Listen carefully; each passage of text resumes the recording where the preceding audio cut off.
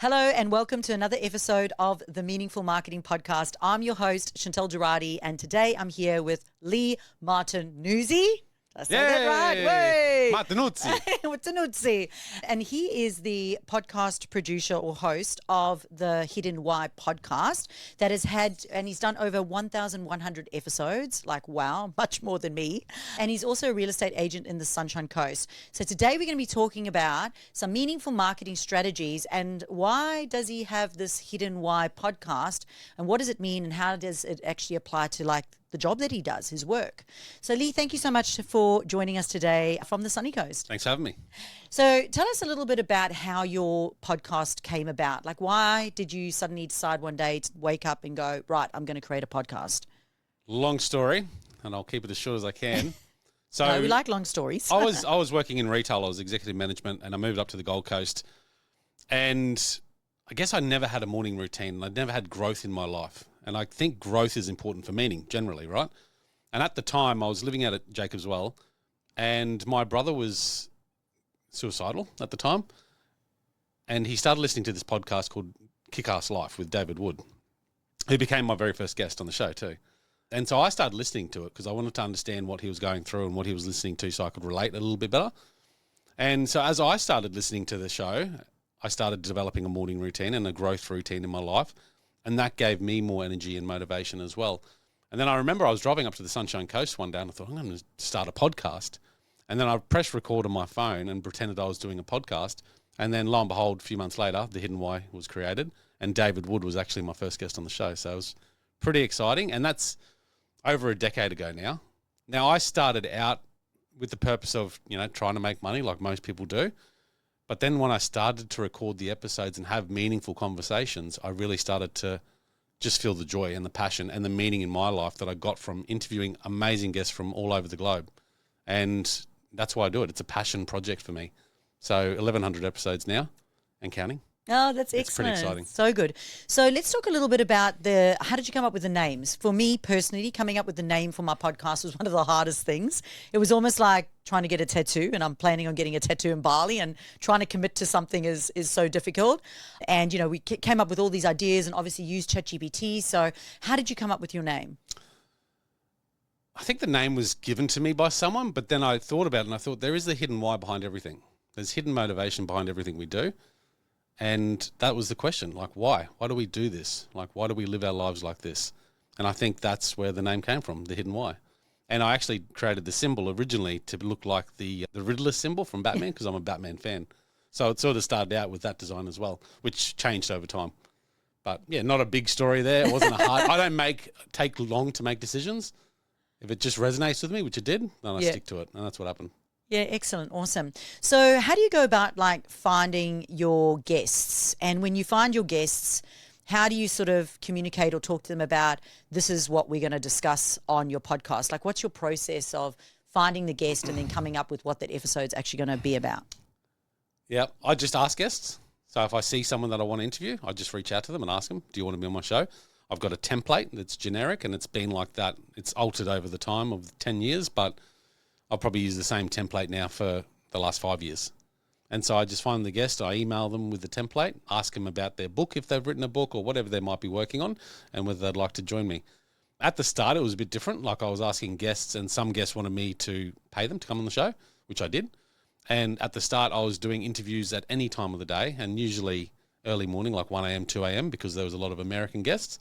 As I grew and developed and wanted my time back, I said, okay, Friday mornings is when I do my recordings, and that's what I do now. And if they can't stick to that, then it's not a fit. Yeah, nice. So I had some incredible guests on there over the time. I can't give you a specific favourite because there's been so many. And guests of all walks, like people that everyone would know, like James Clear, for example, has been on the show. And then your humble, mum from Victoria who's got a story about her personal journey with maybe losing a son or something like that as well. So all walks of life. Generally growth related, so all around growth and emotional healing and things like that. But I've talked about evolution with people and history and war and COVID and all those sort of interesting topics as well. Yeah, awesome. So talk about, you said you don't have your favorite sort of guest but are there any episodes that you think you look back on and you go, gee, that was just such an epic an epic, episode, or perhaps it's had more downloads than any of the others, or it's been mostly popular? Like, are there a few that you could mention or tell us about? No. I told you I'm not a numbers person, so I don't really look at numbers. I do it because I have the joy for doing it. And I think the growth it gives me, but then the growth it'll give the audience is fundamentally the impact I want to have. And I remember early on, I actually moved to Japan for a couple of years, a few years after I started the podcast. So I did the podcast in Japan as well. And a young gentleman reached out to me from America and he said, "Thank you for your podcast. I was suicidal. You saved my life." Oh, so good. So, and that's just one story, but just stories like that really give me motivation to keep doing it outside my own selfish reasons for doing it, I guess. So in saying favourite guest, no, I can't think of a favourite guest because every week I do the podcast and I go, fuck, that was a really good interview. I really got a lot out of it. And then I'm sharing with people that I know and saying, listen to this, it was so good. So I can't remember, 2 years ago and the conversations I had. Yeah. It's really relative to now and what the conversation is. Yeah, that's awesome. That makes sense. I was at a networking thing on Wednesday night and with a lady in business, Michelle, who I've known in the networking circles for a while. And she came up to me, she goes, "Do you want to hear a funny story?" And I said, "What's a funny story?" And she goes, "I had this woman come up to me and go, 'Hey, you have to listen to this podcast. It's this chick and she does this podcast and like it helps you with all your business stuff and your marketing and everything.' And she picks it up and it's like the Meaningful Marketing podcast. And, Michelle goes, 'Oh, that's like Chantal. I know Chantal.' And she was like, 'What, you know her?' And it was one of my sort of like funny moments, and she couldn't believe it. So Michelle took out her phone and over Christmas, there's a picture of us standing at a Christmas tree and she showed her the picture and said, 'There's us standing at a Christmas tree.' And she's like, 'What? You know her?' Yeah. So you just don't realize or even understand like the amount of reach and opportunity that you can have from that podcast. Like it is so unlimited. And considering there's so much content out there nowadays, people do listen. Yeah, Like you 100%. can look at the numbers, obviously, of your podcast and see how many people are downloading it, and it's just like, wow, Yeah. people are actually listening. Yeah. It's so good, so good. I have, because we do look at our data, but we have the most random episodes that do exceptionally well. Yep. And that's usually we're finding like the micro influencers and those that are really sharing inspirational stories about their business journey and what they've done are just doing so exceptionally well. So is it more the episodes that have like good actionable content? Yeah, well, like, even or? inspirational. So if it's not necessarily just educational, it could just be motivational or inspirational, like uplifting. And like you said, growth orientated. Yeah, yeah. Yeah, 100%. So good. Okay, so do you do any marketing for your podcast?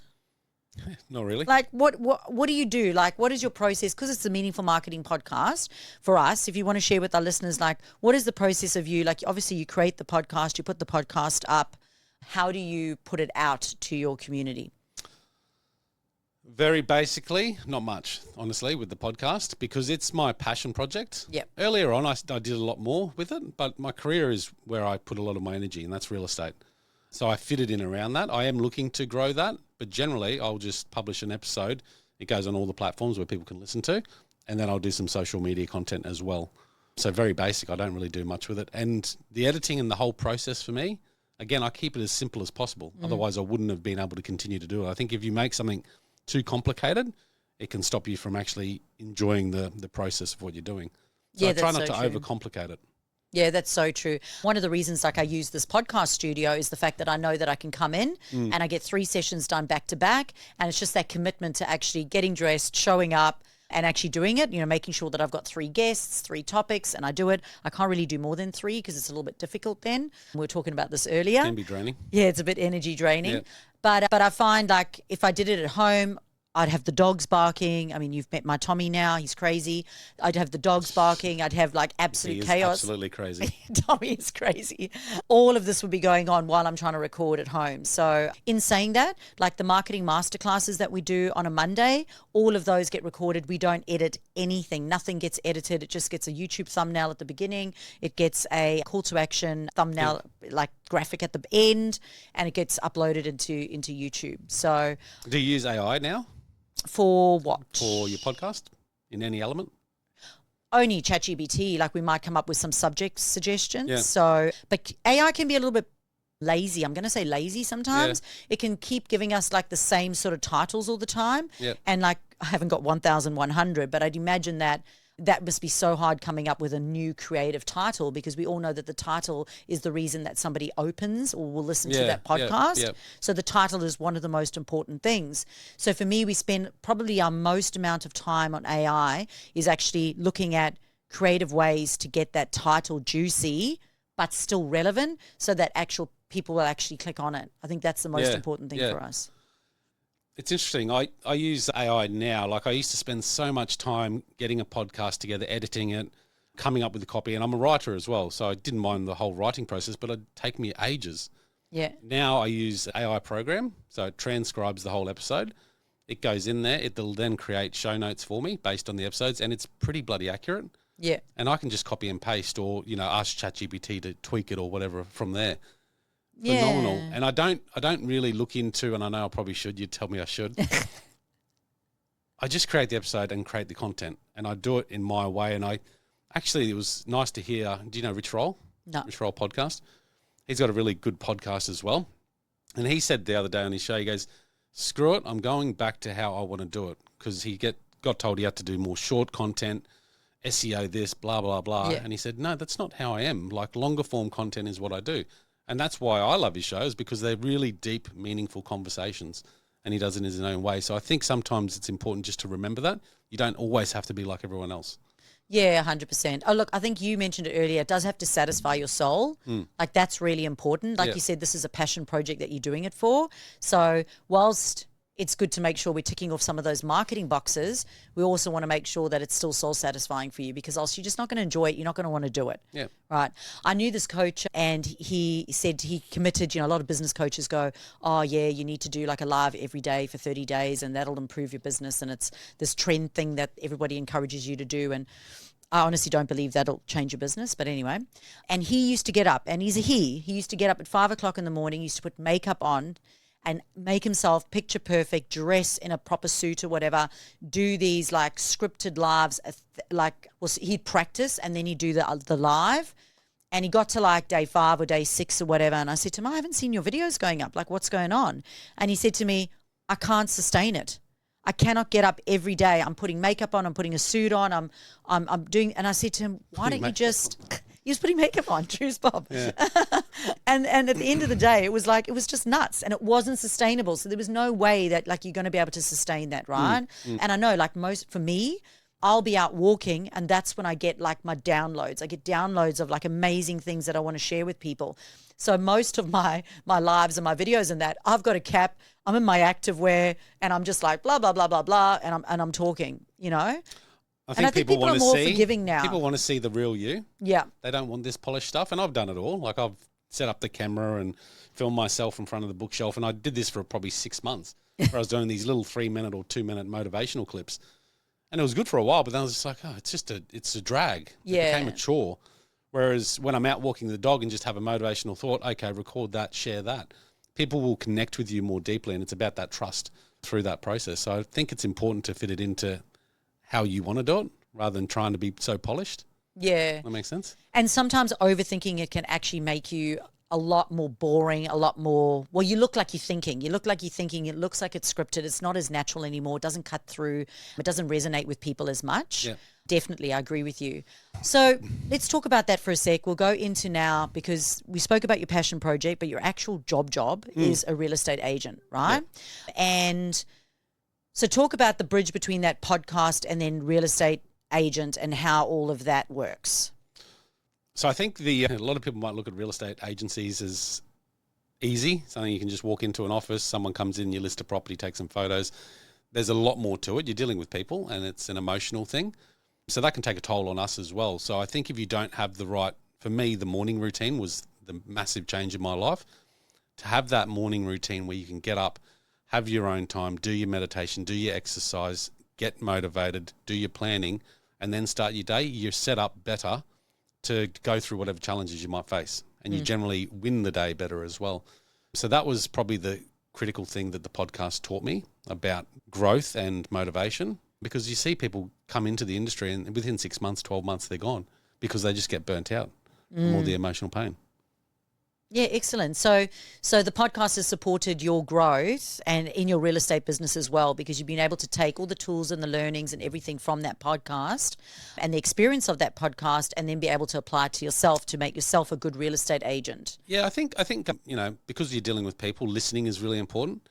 The podcast has taught me that. I've become a really good listener. I always was a good listener because I had 3 older brothers and a hectic family, so I just had to fit in, and I loved just listening, right? So that probably came through that. But listening to people teaches you how to deal with people, and that's a big part of my job, is dealing with people.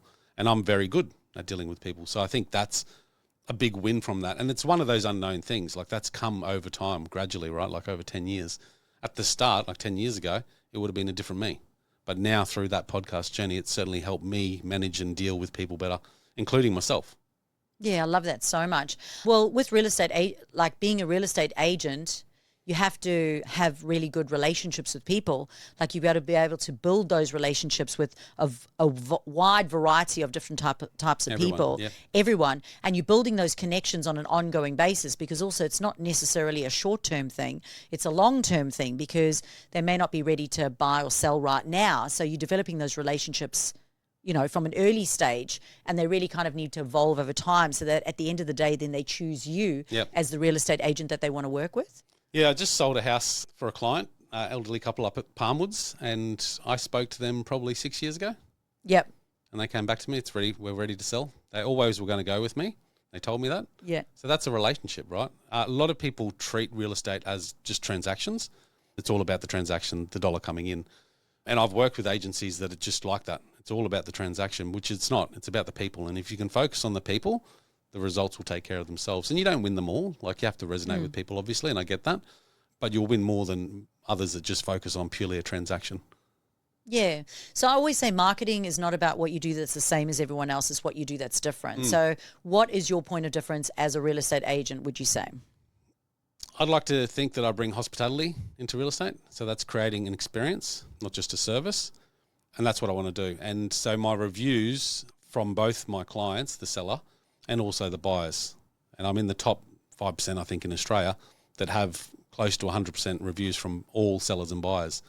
So that means I'm giving a good experience. And I think that's important for, you know, my client, obviously, making sure their experience is good, but making sure the buyer has a good experience as well. Real estate agents often forget about the buyer. They treat them, you know, like second-class citizens. The buyer is so important, and because they're going to be a seller one day as well. So I think that's what makes me different. I give everyone an equal experience and a fair experience. Of course, I work with my clients and want to get them the best result I can, but I want to make it a pleasing experience for the buyer as well, because it is stressful for a buyer as well. So that's probably a point of difference around. I think the thing that changed with me, because I started down the Gold Coast in real estate in 2012, and I call it the real estate wanker. I became a real estate wanker.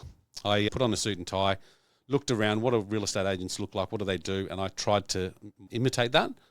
It didn't come naturally. It wasn't authentic.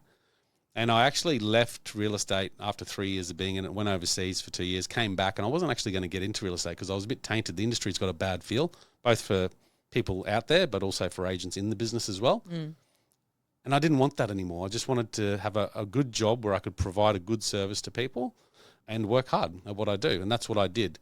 And I decided to get rid of the tie. I still wear a suit occasionally, but generally this is what I wear now. You know, I want to connect with people as I am.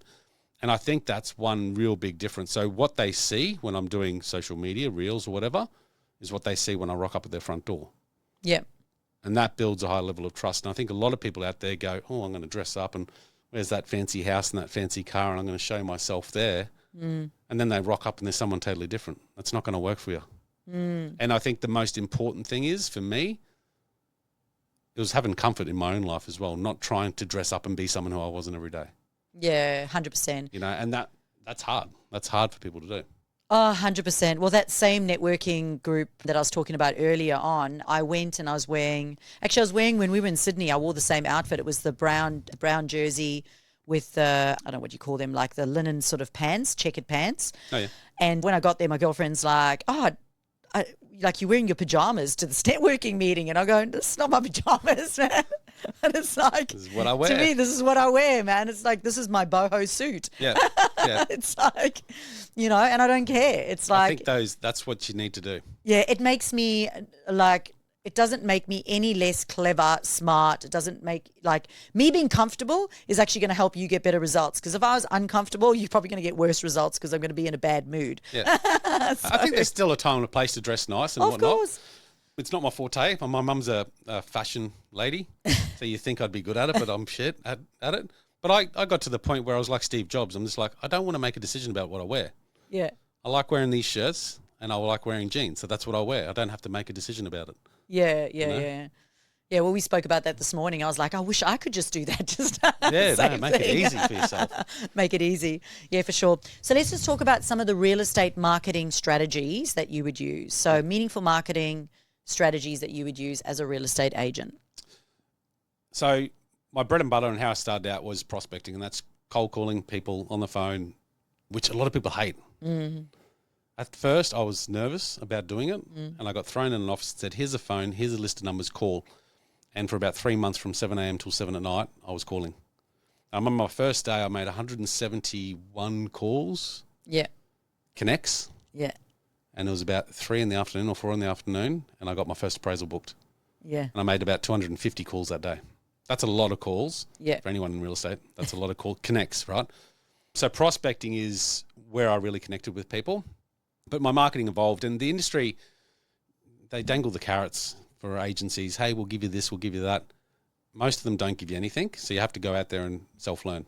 And that's where the motivation piece comes in. You have to be self-motivated and a self-starter to go out there and have those lessons. So I just did. Over the years, I became a groupie for a couple of coaching mobs and followed them around, learned what they were teaching, and I started to adapt and just grow my own formula. So my formula now was focus on a niche area. Don't go too broad that you can't handle that amount of relationships. So I focused on a suburb. So when I got back to the Sunshine Coast, I said, Palmwoods, this is where I'm living. This is where I want to be. I don't have to travel that far. And within 12 months, I became the number one agent in that area through my marketing activities. So that was prospecting, number one. But I was doing flyers and letters monthly, sometimes twice a month. Community was a big one for me, and I love community things. And again, I think you don't have to do everything that everyone else is doing if it doesn't feel right to you. For me, I love actually organising events and running a movie night, because seeing the family and the kids down there was, it's fantastic. So that was a big part of me as well. So doing community events, movie nights, clean up Palmwoods Day every year, things like that. What else to do? Social media, huge. And it started off very basically, and it probably still is very basic. Again, I don't like to overcomplicate things. So originally I was just saying, okay, I've got this house listing. I'll get a few images, put that up on social media. I'll use a few emojis and say, this is a 4-bed, 2-bath, whatever. Little spiel about it. And I'd put that out there, and people started to see that. And originally, because I didn't have the budget for it, I might do a $5 boost to the ad. And so people started to see that as well. And that's evolved now, where I do marketing campaigns for my clients' properties. I do my own marketing campaigns. I've just started getting into reels, which I think is quite interesting as well. So I'm doing a lot of that as well. And not boring reels. Like, it's funny, like we do these reels where we're like, we just sold this property. And who wants to fucking hear that, really? Like, it's good for our ego maybe, but it's not really what people want to see. So now I'm putting up bloopers of, the shit that goes on when we're actually doing those videos, or just in the office, a little bit of banter between me and my sales assistant. And they're the ones that get the traction and the views. And people love seeing that. And if they can resonate with you, they'll probably call you. And if they think you're an idiot, they probably won't. But, you can't win them all. Yeah, well, my girlfriend and I, we love to find a reel, and then we kind of make fun of the reel. Like we try to do the reel. So there's that one on Instagram which you can find where there's music in the background and it's her jumping on my back, and she's trying to jump and fly across my back, and it's what everyone was doing. When you did your back in. That's probably when it started my back, yes. And we did that, and we did the sort of the making of that video of her actually doing it, and it was all edited and nice, and I think it got 1,500 views.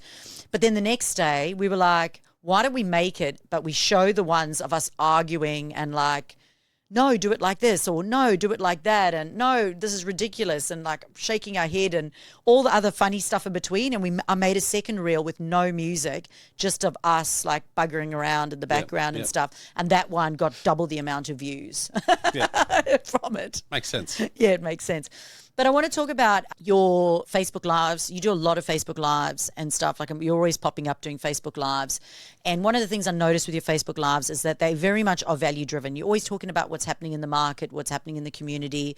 And I think that that's really important. So, and you do, you just pick up the phone and you just pick it up and you start recording and you do it. So speak to us a little bit about that. Yeah, I don't do many takes generally when I record, and I can talk pretty freely. Like I don't need to rehearse things. I have gone through stages where I've used teleprompters to record videos and all that sort of stuff, but it just doesn't sound right. It's harder to, it is. I've got a pretty good memory for what I want to talk about when I'm in the moment, so that's easy for me to do. But that's taken practice, and a lot of people say, oh, well, I'm scared to get behind the camera. Well, you just got to start. You just got to do something, and you'll find you'll get more comfortable with it. And I can see it like my sales assistant now. He's doing more of it as well. So my thought is every week I want to record informational reels or whatever, content for real estate people, owners and buyers. So I do that. That's more of the information professional side of it. But then I do the fun stuff as well. So I try to do some, bloopers and things like that. So I do a bit of a mix. Yeah. I think sometimes I can be all too serious. Yeah. And I think having that little balance in there is quite key. Yeah, that's awesome. So as we're going to wrap it up, if people want to find you, how can they find you? How can they find the podcast? How can they find you if they're interested in buying property on the Sunshine Coast or interested in selling on the Sunshine Coast? Go for it. So the podcast, The Hidden Why podcast, that's thehiddenwhy.com. And then martinuzzi.com.au is the website for my business, so you can find us there. Of course, on socials, Instagram, Facebook, that's probably where you can best reach me if you want to send me a message and connect there. Otherwise, call my number. Yeah, awesome. And of course, this will all be inside the show notes as well. Cool. So thank you so much for coming today and sharing with us some of your growth strategies. Super, super empowering on how you took all of that into like your real estate and really how it's helped you to be more successful in the role that you have now. I think that's so important. So this is another episode of the Meaningful Marketing Podcast. I'm your host, Chantal Gerardy. If you haven't already, please make sure that you go on and hit the bell, subscribe, or leave a comment below. Thank ya.